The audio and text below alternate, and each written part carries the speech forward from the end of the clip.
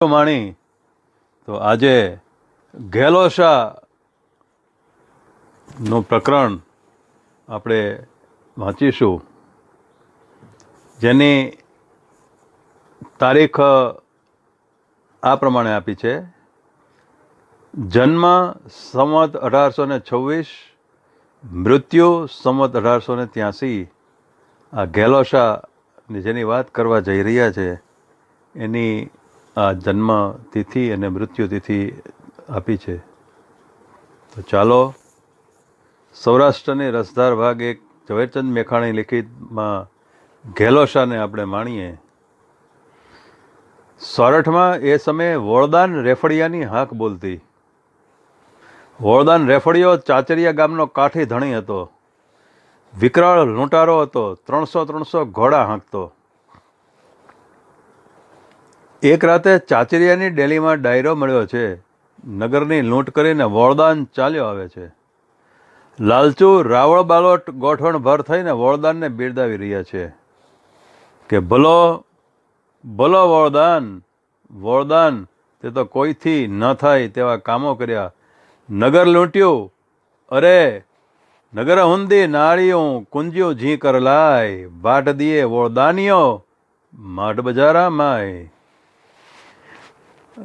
રંગમતીને કાંઠે વોળદાન, તે જે ટાણે હાથ કર્યો તે ટાણે આખા નગરની અસ્તરીઓ નાની ધોતી કુંજળીઓ જેવી કલ્પાંત કરતી નાઠી. અને વોળદાનિયા તે તો મોટી બજારે જઈનું તરવારીઓનું વાટ દીધા. જામની ફોજ તને પોગી નહીં બાપ, બાપ વોળદાન. કે જલમ્યા કે જલમશે ભમ અનેરી ભાત્ય, પણ કેદી નાવે કાઠીઓ રેફડિયાળી રાત્ય. અરે બાપ, કંઈક કાઠીઓ જન્મ્યા, કંઈક હજી જન્મશે, કંઈક એના પરાક્રમની રૂડી ભાત્યા ભોપકાને માથે પાડશે.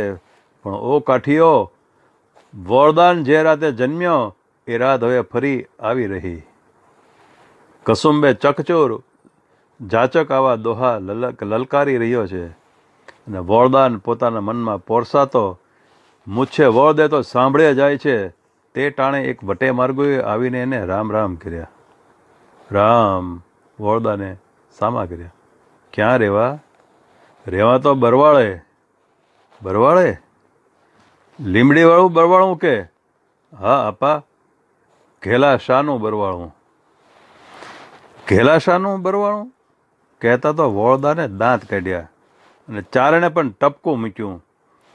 તારા જે ચાચરિયો તણો કેથી ભાગ જ ભરાય ના, સીમાડે ઘેલોશા વાઢે ખળ વોળદાનિયા. ઓ વોળદાન, તારા ચાચરિયા ગામનો ભાગ ભરવા ઘેલોશા આવી શકે નહીં. એ તો તારે સીમાડેથી ખડ વાટે ખડ. તારા ખળા તો એ ભરી રહ્યો. ઘેલાશા નામના વાણિયાની આવી ફજેતી સાંભળતો સાંભળતો વોળદાન હસે છે. દારૂના શીશામાંથી એક પછી એક પ્યાલીઓ ભરાતી જાય છે. પોતે પીએ છે. ડાયરો રંગમાં છે આજ. તેમાં વટે માર્ગો ઉઠીને અંધારી રાતે ખાધા વિના ચાલી નીકળ્યો અને ઉપડતે પગે બરવાળે પહોંચી ગયો. મિત્રો, વલભીપુરની આગળ જાઓ એટલે બરવાળા ગામ તમે સાંભળ્યું હશે. એ બરવાળા ઘેલાશાનું બરવાળા એવું કહેવાય છે. તો આ ઘેલોશાની જાતે વાત આપણે ચાલે છે. આગળ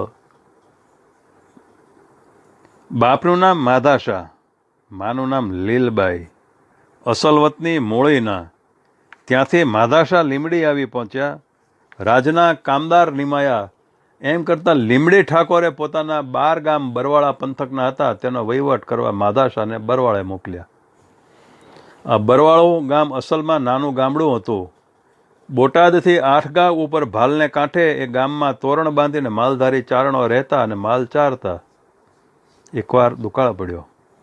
ચારણો પાડોશોના કાઠીઓને ગામની રક્ષા ભળાવી માલ સાથે માળવા પંથકમાં ઉતરી ગયા. વળતી સાલ સોરઠમાં મેં સારો થયો સાંભળીને ચારણો માલ હાંકીને પાછા વળ્યા. આવીને જુએ ત્યાં પાડોશી કાઠીઓએ ગામ પચાવી પાડેલું. ઝાંપામાં એમને દાખલ થવા જ દીધા નહીં. ચારણોએ ઘણા કાલાવાલા કર્યા, ધા નાખી, પણ કાઠી માન્યા નહીં. છેવટે એ ગામેથી ચારણના સ્ત્રી, દીકરો અને દીકરા વહુ ત્રણેય ત્યાં ત્રાગુ કરીને ઝાંપે લોહી છાંટ્યા, જીવ કાઢી દીધો. ત્રણેયના પાળિયા આજે પણ બરવાળાના દરબારગઢમાં મોજૂદ છે. વાંસેથી કાઠીઓ ઘસાઈ ગયા, ગામ લીમડીને માંડી આપ્યું. એ કાઠીનો વંશ અત્યારે બોટાદ પાસે નાગલપરમાં જીવે છે. એ બરવાળું માધાશાના હાથમાં આવ્યું એટલે સંવત 1835માં એણે અંદરનો ગઢ બંધાવ્યો. તે વખતે તો ગામ નાનું હતું, ગઢમાં જ સમાઈ જતું. અત્યારે જ્યાં બજાર છે ત્યાં તો નદીનું વહેણ હતું. એ વહેણની એંધાણી તરીકે ખીજડો ને ખજૂરી અત્યારે ઊભા છે. આ માધાશાને ઘેર ઘેલોશા પાક્યો. જેવી છીપ હતી તેવું જ મોતી નીવડ્યું. વાણિયો શમશેર બાંધી પટ્ટા શીખ્યો, ભાલો ઉપાડ્યો ને ભેટમાં કટાર, જમૈયો અને પીઠ પર ઢાલ બાંધ્યા. આસપાસના કાળજાળ કાઠીઓમાંથી કંઈકને ધરતી માથે જડી દીધા. વસ્તીને જમાવી બરવાળાનો તાલુકો 12માંથી 22 બગમનો બનાવ્યો અને બરવાળો વેપાર વણજનું અડીખમ મથક બન્યું. ઘેલાસાની ફે ફાટી ગઈ, કંઈક સાંઢડાને નાથ્યા, અણન્યાથો રહ્યો એક વોળદાન રેફડ્યો.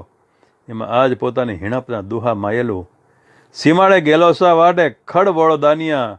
આ વેણ સાંભળીને જુવાન ગેલાસાની ભૂજાઓ ફરકવા લાગી. એલા કયે ગામ રહેવું? અહીં ચાચરીએ. આપો વોળદાન ઘેરે છે? હા. એને કહેજે કે ઘેલોસા કાલ સવારે પાછા નીકળશે, માટે સીમાડે સાબદો રહેજે. તારે સીમાડે ઘેલોસા ખડ વાઢવા આવે છે. આટલું કહેરાવીને ઘેલોસા ઘોડીએ ચડી ચાચરિયાનું પાદર વટાવી ગયા. પોતાની દીકરીને ધોળકે પરણાવ્યા હતા, એનું આણું વળાવવું હતું. તે માટે લુગડા અને દાગીના લેવા માટે બોટાદ જતા હતા. ભેળો એક અસવાર હતો. માથે ઘણા વેર હોવા છતાં ખાનગી ગામત્રામાં વધુ અસવારો પોતે ન રાખતા. બીજા દિવસે પ્રભાતે વોળદાન રેફડિયો એકલો હથિયાર બાંધી ઘોડીએ ચડ્યો.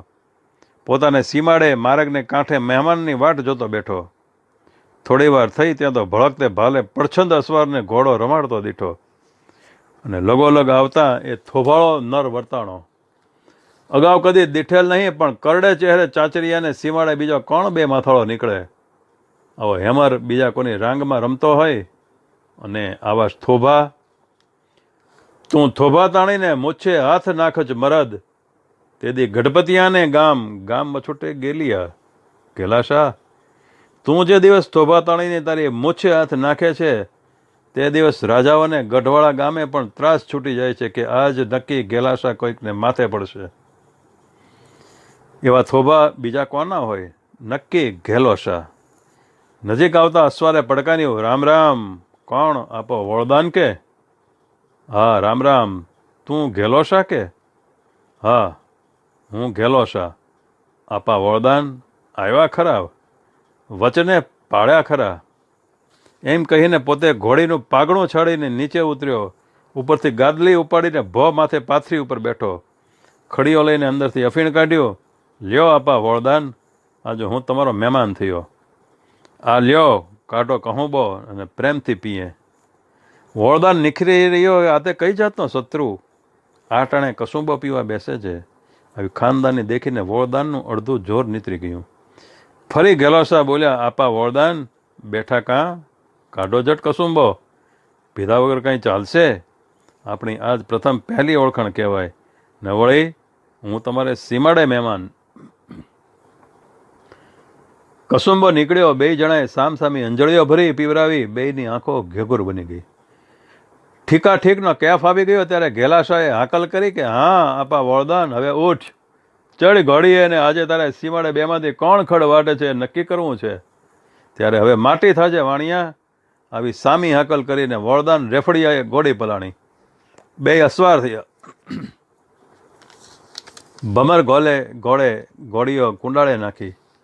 ચક્કર બંધાઈ ગયું. ઘોડીની